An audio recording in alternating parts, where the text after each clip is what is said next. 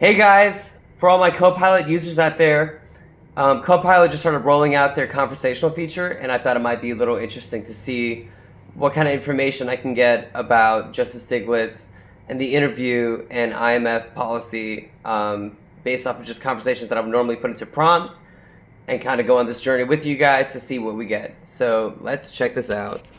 I go to focus my camera, and here we go. Hey, Mahir, burning the midnight oil, I see. What's on your mind tonight? What can you tell me about Joseph Stiglitz and his economic policies? Joseph Stiglitz is a big name in economics, known for his critical views on free market fundamentalism. He believes that unregulated markets often lead to inequality and inefficiency. Stiglitz advocates for government intervention in the economy to correct market failures, promote social welfare, and ensure that the benefits of economic growth are broadly shared. He's also a critic of austerity measures and has pushed for policies that focus on job creation and sustainable development. Are you familiar with the Lucy Commissar interview with Joseph Stiglitz that took place in June 2011?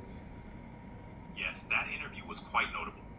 Stiglitz discussed the global financial crisis and criticized the prevailing economic policies.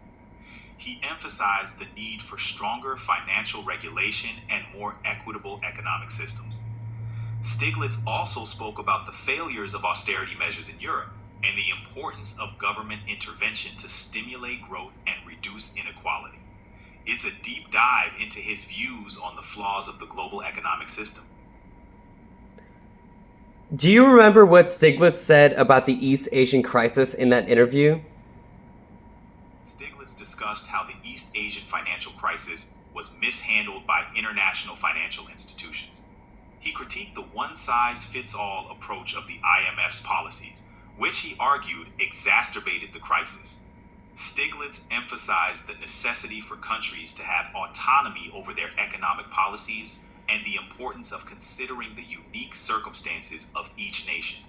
He pointed out that the crisis highlighted the flaws in the global financial architecture. Why did Larry Summers oppose Joseph Stiglitz when he was working during the Clinton administration? Larry Summers and Joseph Stiglitz had differing views on economic policy, particularly during the Clinton administration. As Treasury Secretary, Summers supported financial deregulation and the repeal of the Glass-Steagall Act, which separated commercial and investment banking. Stiglitz, on the other hand, was more cautious about deregulation and concerned about its potential risks to the financial system. Their disagreements reflected a broader debate within economic circles about the role of government in regulating markets. If Stiglitz didn't want to get rid of the IMF, what did he say we should do instead? Stiglitz argued that instead of getting rid of the IMF, we should reform it.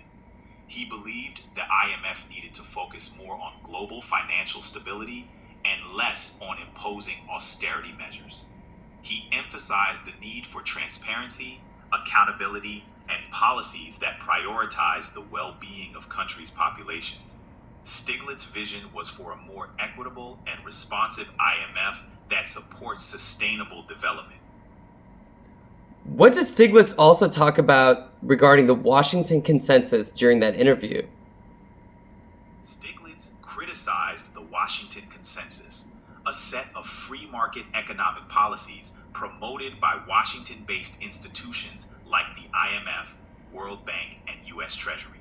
He argued that these policies, which emphasized deregulation, privatization, and liberalization, often led to increased inequality and economic instability in developing countries. Stiglitz called for a more balanced approach that considers social needs and local contexts. Before we wrap this up, can you quickly say hi, Dr. Hastings, and hi, students of the International Political Economy class at Georgia State University for me? Hey, Dr. Hastings, and a big hello to all the students of the International Political Economy class at Georgia State University. Keep questioning and exploring the world. Thank you, Copilot. You're welcome, Mihir. If you ever need to chat or have more questions, I'm here.